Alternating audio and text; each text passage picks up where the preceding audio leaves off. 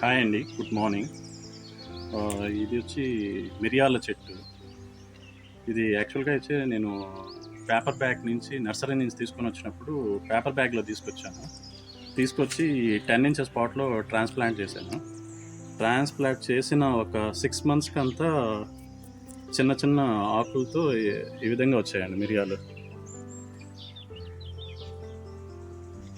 దీంట్లో 2 టైప్స్ ఉంటాయండి. ఒకటి వచ్చి తీగ వెరైటీ ఉంటుంది. ఇది ఎక్కువగా హిల్ స్టేషన్స్లో పెంచుతూ ఉంటారు, కొండల ప్రాంతంలో బాగా పెరుగుతుంది. ఇది వచ్చి బుషీ టైప్, గుబురుగా వస్తుంది, కాకపోతే తీగలాగా రాగదు. చెట్టు గుబురుగా వచ్చి మిరియాలు ఎక్కువగా వస్తాయి. అంటే షార్ట్ వెరైటీ ఇది.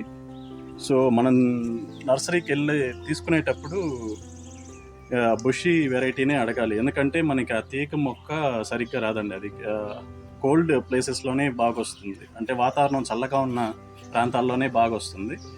ఇదైతే మనకి ఏ కండిషన్స్లో అయినా కొంచెం సెమీ షేడెడ్ ఏరియాలో పెట్టాలండి. పెట్టేటప్పుడు కొంచెం చెట్టు కింద నీడ కింద పెడితే బాగా మిరియాలు వస్తాయి. డైరెక్ట్ సన్లైట్ పెట్టామంటే బాగా ఆకులన్నీ మాడిపోయి తొందరగా చచ్చిపోతుంది చెట్టు.